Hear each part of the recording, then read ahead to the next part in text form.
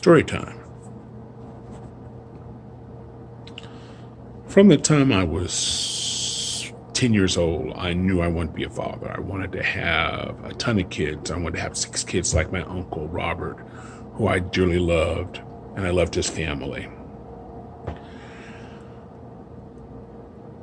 Life is interesting how things work out. We can never project what is going to happen. You never know. But I wrote a story about a toddler terrorist. I changed my son's name in this story to protect him. But now that he's in his 30s and he's becoming successful, I want money from him. So bear with me. The first child can't grow up fast enough. He can't walk fast enough. He can't talk fast enough. And of course, being the first child, meaning he isn't an ordinary child. First children are exceptional. And if you're smart, you'll agree with the parent no matter what they say or there's hell to pay. I can't believe you said that about my child. My son was bright and shy. Some days he had a lot to say, and most days he was quiet, and he's kind of like that today. Xavier had a great smile. Being a dad is tough. Not only do we bring home the bacon, but we have to deal with the mama. Like, okay, why did you buy this brand of bacon? Why did what was on sale? And this could go on for days, and it's like, Jesus, come on, give me a break. So with all this stuff going on, why is his first word out of his mouth is mommy? What a rip, mommy. For months, the boy would call me mommy, but never in the car, never at home, always in public, mommy. What the fuck? At the checkout at Safeway in San Francisco, mommy. At the hardware store, mommy.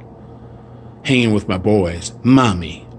Of course, I'd correct him. My first instinct, of course, was to mildly choke him until he said daddy or kick him into traffic. But these days you can't do that. I mean, you'd go to jail and all that other stuff. So I sort of put up with mommy. Of course, him calling me mommy would elicit snickers from people in line. Jerks. One woman at the Safeway at Church and Market in San Francisco smiled and said, "Ooh, you've got a big mommy, bitch." I wanted to kick her assets in traffic. That was the last time we were in that Safeway for a long time. Then one day, out of the blue, he got it. He called me daddy. Daddy, daddy, daddy, daddy, daddy.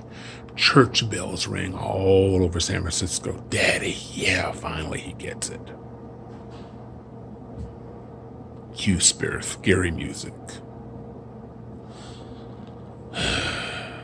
Xavier is now forming sentences. Daddy, can I have a cookie? Daddy, buy me this. Daddy, daddy, daddy, daddy. I was so proud at one point, daddy. Then I wanted him to stop. Daddy. One day we were at the Safeway, and some woman said, "Aren't you cute?" Xavier smiled and he said, "Me and my daddy just had sex." I can't remember anything after that. I sort of just blacked out. I don't remember if it was sunny. I don't remember if it was cloudy. I don't remember paying for the food. I mean, how do you prepare that? You never are prepared for that. So I do remember trying to correct him. Xavier, no, that didn't happen.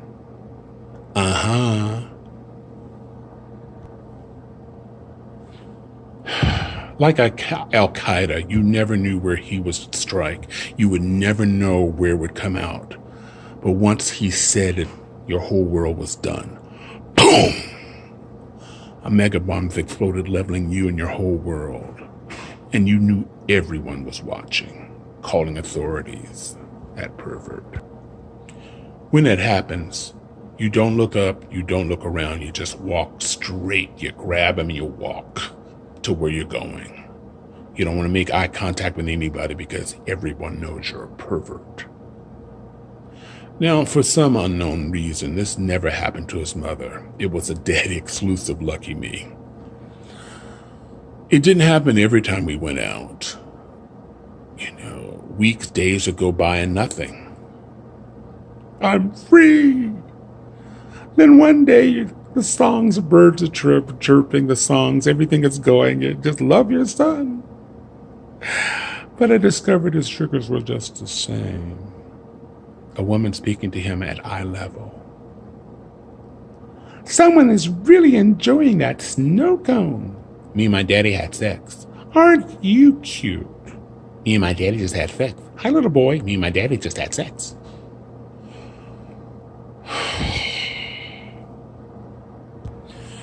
You know, I got desperate. I was saying, fuck, man, I need an exorcist, you know.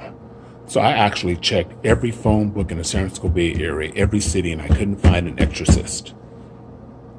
You know, we didn't have a lot of money in these days, but I figured if I could find an understanding exorcist, one who had experience of working with possessed children, he'd understand me and we could work something out. You know, I could do odd jobs, cleaning vomit, polishing crucifixes, things like that.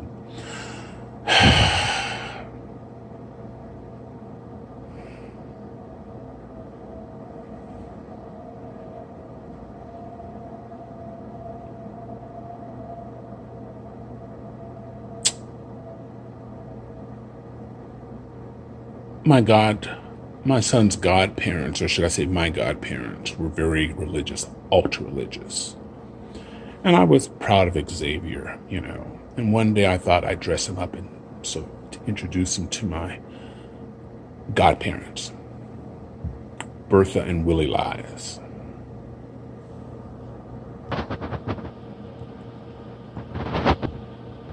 His mom had other plans, so I loaded up a car with all the goodies, you know, raisins, crackers, juice boxes, and we sang songs in the Mazda as we crossed the Bay Bridge.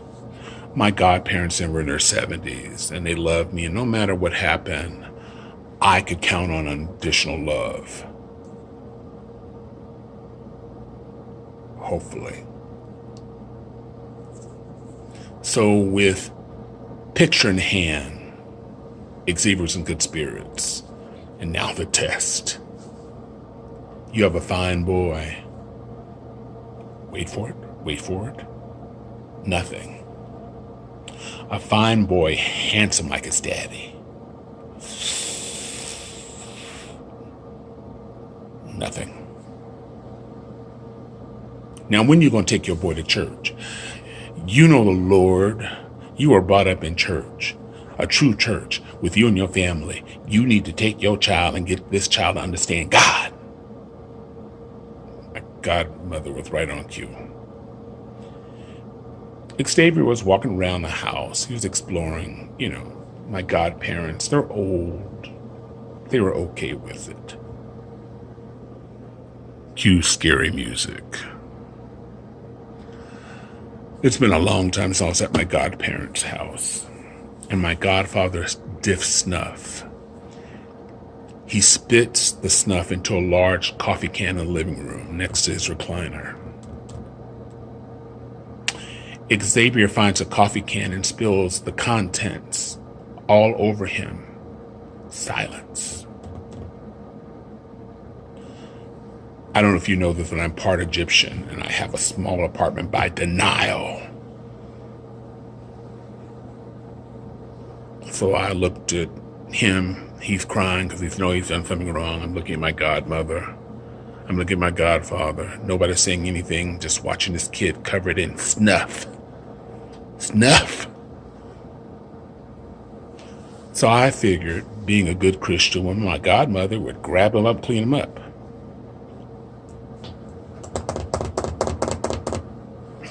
Yeah, okay. Now, if I were an established mother and saw a young father in an obviously state of shock, I would have taken the child, cleaned him up, and done it for him. I mean, after all, she loves me. That's what I would have done. I'd have cleaned him up. Nobody moved. And I couldn't do it. That's my godfather's stick and shit. I can't do it. There is nothing in any parent's magazine that dealt with foreign spit. So in my head, I'm saying, fuck. Does anybody have any gasoline? Just torch a little shit. I ain't picking that shit up. He's really crying now. So I take him in the bathroom. I take off his shoes and dump him with his clothes on in a tub. I am sick. I didn't sign up for this. This is like... And so my grandma comes in the bathtub and scrubs his clothes into the sink. And then she says, how come you didn't bring him a change of clothes? In my head, I was saying, bitch, don't test me. You may be a Christian woman, but I'm a devil right now. Well, I'm going to put these in the dryer. Where's his mama? Please die. I love you, but I need you to die and get off me. So she comes up with a blanket. Does he like peanut butter? Yes, ma'am. She comes out with a small peanut butter sandwich and a box of apple juice. Xavier grabs it. What do you say? Thank you, Xavier. Thank you. Tell your daddy I want you to tell your daddy you want to go to church. Xavier takes a big sip of apple juice. Me and my daddy just had sex.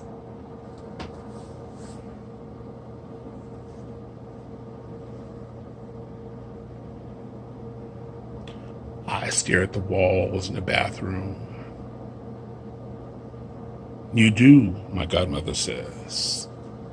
She says, he smiles. I'm in total shock now.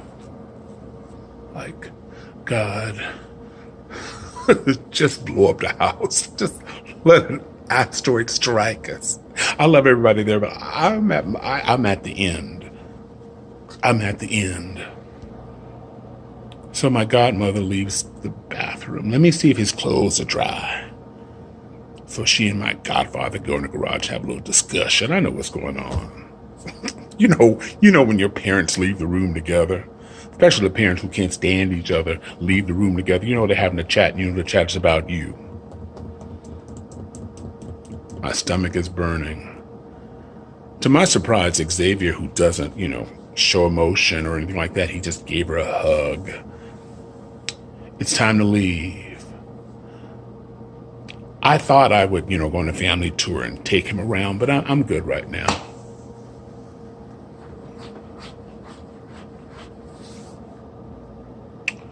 One day, I'm not sure why, I went in his room and I asked him, what is sex? His response was you. So I asked, and then he said to me. I said, I asked, because I don't know and I don't care. What is sex? He stared around. And I know the little shit never said it again. I'm finally free from the curse. I can still hear those church bells when he called me daddy. And I still can't wait until he has children. I can't wait for the possession of my grandchild, and I plan to laugh. You deserve it. This is what you put me through.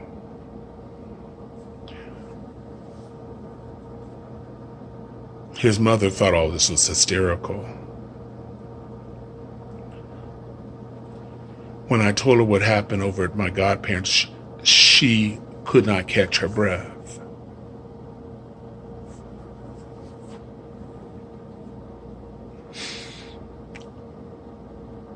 I don't get it. But I do. I want his child, his sibling, to say in front of everyone he knows, me and my daddy just had sex. And I hope I'm there, because I'm going to bring out bells and dance a Hare Krishna around him.